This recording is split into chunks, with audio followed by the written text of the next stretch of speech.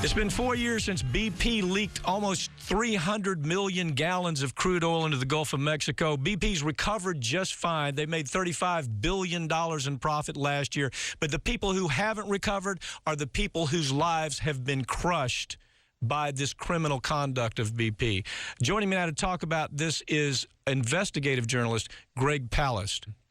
So, Greg, the federal government says to the people who work for the federal government, this administration says to his team, do a report, tell me what I'm supposed to do, and to fix the disaster of BP so it doesn't happen in the future. President looks at it and does what he usually does, talks big, and then does nothing at all at this point to change anything. Did I get that right, or is that an overstatement? Yeah, I think it's definitely not an overstatement. Look, there's only one thing oil companies that smear our coastlines understand: when it hits them in the pocketbook. And the current administration has decided to give BP a new tract right almost adjacent to where the Deepwater Horizon went down. I don't think that that's going to impress BP on the need to do something to make sure that if that a spill doesn't happen, and if it does, that they're ready to respond. Well, you know, what I think is so interesting, Greg, is Elizabeth Birnbaum, who worked, she worked for the Mineral and Management Service. She was one of the directors for the Mineral Management Service. She came up with proposals, as did an entire committee who looked at this tragedy, looked at the fact that this is a company who spilled almost 300 million gallons of crude oil into the Gulf, killed 11 people, right after they killed 15 people at the Texas refinery that you covered. And so all of a sudden, Birnbaum says, you know, we've told the president, we've told this administration exactly what to do, and you know what? They have done nothing. Matter of fact, she's been very critical. Her words are, she would never imagined that so little action would be taken from this administration after what happened and after what the committee that reviewed all this told this administration they should do. Is that any surprise to you? No, because remember who owns BP. The number one overwhelming stockholder is J.P. Morgan. And as you know, Jamie Dimon, chairman of J.P. Morgan Chase, is the president's favorite banker. You can't bail out J.P. Morgan, then sink their oil company and cut the reserves of the bank. You have to make a choice. That's one of the problems, is that while the last administration under Bush-Cheney was a kind of oilarchy, an oil government, this is a banker's government. Okay, so in other words, the connection's the same. George Bush was just there right at the front line of the oil company. This president, this administration is there for Wall Street if they're connected to the oil companies. Yeah, and you also have to ask, why are they accepting BP promises again? If you read my books or watch my films, you know that I investigated the Exxon Valdez breakup and found that it was British Petroleum which was the major culprit, because the ship Exxon Valdez 25 years ago hit exactly where British Petroleum said they were going to have emergency vessels and equipment and everything ready to go, full-time crew, just in case a ship went aground in the Prince William Sound. It was as if there was a fire in front of a fire station. However, BP's emergency oil response fire station wasn't there. It was like Pirates of the Caribbean, a ghost ship, ghost cruise, didn't exist.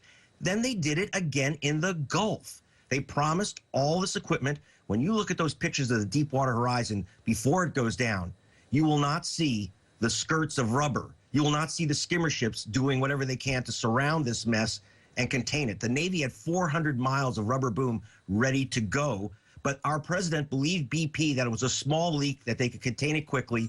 By time there was an emergency declared, that oil slick in the Gulf was as big as Cuba. Okay, well, let me back up here just a second. Now we know this. We know we have mutations of the sea life. We have dolphins that are dying because of cardiac failure directly related to this. Every scientist looks at it, says absolutely it's related. You have shrimp that have 4 heads in some instances. No joke. Mutations where the mutations are so bad that the shrimp is unusable. You have an entire ecosystem from the bottom up that is falling apart, and this administration says, oh, yeah, BP, why don't you go out and start drilling again? Yes, BP, we want to give you more land to drill on out there in the Gulf. And at the same time, as you've reported so many times, this administration has done nothing to correct what the very people that they were asked for consult on. They've done nothing to follow that advice, have they? That's correct. And one of the problems, by the way, is you'll notice that 2 weeks ago, the administration gave BP this new tract to drill. And 1 week before that, they declared that it's all cleaned up, that all the oil is now cleaned up. It was very convenient because obviously they couldn't give them new tracts if the oil was still there. But they suddenly simply declared it away, as if Mother Nature is a toilet that you can poop into and just flush the bad stuff away. Unfortunately, Mother Nature isn't that kind to us. If you go out to the shoals off of Gulfport, where I've been recently, dig down about 10, 12 inches, and you'll hit hydrocarbon. You can smell it too, believe me. And when the storms hit, the sheens keep coming back out. According to the biologist from the University of Alaska that I took with me to the Gulf Coast, he says the stuff is going to be there an easy 40 years. It's still getting into the water column. Well, Greg, what we're seeing here, they're picking up. Farron Cousins and our producers here followed stories where they're picking up oil mats that are 1,500 pounds of oil. Now, that not just once, not just twice, 3 times along the Gulf Coast, just in the recent month and a half. Now, while that's happening, BP is carrying on a campaign where they're vilifying the very people who have been harmed by it. You understand, I don't know if you know this or not, five of the major fishing organizations that have been here for generations are out of business. Down to one major fishing organization here along the Gulf Coast that one of the biggest seafood distributors in this country uses. He says, we can't even count on getting seafood anymore, and if we get it and we ship it to some parts of the country, they won't buy the stuff because they're so worried about the toxic nature of the seafood. Well, so you're seeing this firsthand. I don't think anybody's covered this as much as you, Greg, and I just want to make sure that I'm not overreacting to how deplorable this administration has been in handling this problem and how disgusting and criminal. No question. This is a criminal enterprise that BP runs, but unfortunately, there's only been one criminal conviction so far, right?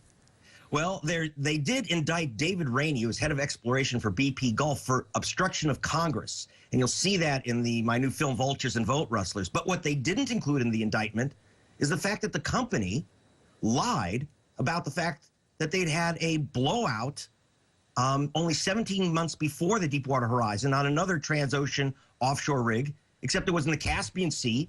So through bribery, beatings, and muscle, they were able to keep that completely covered up. And the problem with that, by the way, the real problem with that, Mike, is that if our Department of Interior and even our second-rate regulators knew that there'd been a blowout whose immediate cause was the failure of a cheap quick-dry cement process, presumably we wouldn't have had that cheap quick-dry cement process used at a deep water drill site. And those 11 guys would be alive today. So they covered up the prior blowout. David Rainey went before Congress and swore that in 50 years they didn't have trouble with this type of drilling. And yet he knew that 1 year before, just 1 year before, his company knew that there was a major blowout. Look, anybody knows the facts knows, honest to God, this is a criminal enterprise. These are criminals that simply happen to wear white collars and nice silk suits who they have not thrown in prison. Now, the person who allowed that to happen goes all the way to the top again. It's Obama. It's Eric Holder. They could have put these guys in prison. At least a handful that I could think of right off the top of my mind that actually involved themselves in deregulating and taking control of the mineral management services. All types of conspiracies going on here. Nobody in prison except one guy who happened to be an engineer. Just a throwaway. Right. They threw some poor sucker under the bus when the big fish swim away. But do remember, in the case of BP, which is was British Petroleum, and I covered them from the Caspian Sea to Africa to the Arctic to the Amazon. I know you have followed them around the world. And gotta say that one thing that every executive has told me, a BP executive is also, in most cases, an MI6 officer. You're talking about, remember that this was a government agency which was also an extension of the British military and military intelligence. MI6, the old, James Bond spy agency. In fact, in my film, I have a couple of them on camera. One, a guy named Les Abrahams, who was a BP vice president. He was also an MI6 operative. And he said that he personally, on camera, he said, I paid bribes to the local regulators all through the nations of the Caspian Sea, $3 and $4 million. This is, people listening to this, they almost want to put a tinfoil hat on, think this is some kind of weird conspiracy story. That you've been reporting for the BBC on and off for how long? How many years? 15 years. 15 years. And these are stories that you've reported to the BBC. We can't get these kinds of stories reported in the United States because you have mainstream media, that is really no longer mainstream, thank goodness, because you have social media replacing it. But you have corporate media, let's call it corporate media, that won't run stories that you can find in The Guardian, won't run stories you can find on BBC, won't run your stories because they're getting such big advertising dollars from BP. For example, Washington Post. Give us the story Washington Post, how BP hustled the Washington Post by paying them money for advertising. Yeah, and by the way, there's a new gimmick in the money for advertising. I do know that, for example, the government of Kazakhstan has just paid the New York Times $4 million for a so-called supplement, which basically looks like it's really part of the newspaper, but it isn't. It's paid reporting, saying how wonderful the oil dictatorship of Kazakhstan is. There's tremendous amount of money poisoning. When they're making $40 billion a year. That's what the average oil companies make, $40 billion in net profit a year. BP in the last several years has consistently made around $35 billion while all this has been going on, right? Yeah, in fact, keep in mind that the agreements with the government require that basically all the profits have to come out of their Gulf operation. So that's one of the reasons they don't lose their Gulf operation. I mean, one of the things that we have to worry about, for example, my reports, and the latest film I put out is my reports that were in prime time, British television, front page of the Guardian newspapers. ABC has the right to run all my reports for no cost. They wouldn't. PBS would not run my stories, for example, on BP and on Chevron. And then I find out that the NewsHour, which ran a whole portrait about how wonderful Chevron is, its main official corporate sponsor is Chevron. So you end up with even what's supposed to be our real watchdog networks, like what I now call the petroleum broadcast system, have their eyes closed. And this is one of the problems. I mean, again, this is primetime TV that I put on my film, that primetime everywhere in the world but my own country. And that's why I thank you, Mike, for kind of helping me get through the electronic Berlin Wall here. Well, it is an electronic Berlin Wall because corporate media, as I've always said so many times, in the early 1980s, media was owned by a diverse group of about 50 companies. Now it's down to 4. Greg Palast, you're a great investigative reporter. Thank you for what you do out there. These stories would never be told. Continue telling this story. Thanks for joining me. Greg Palast's latest book is Billionaires and Ballot Bandits.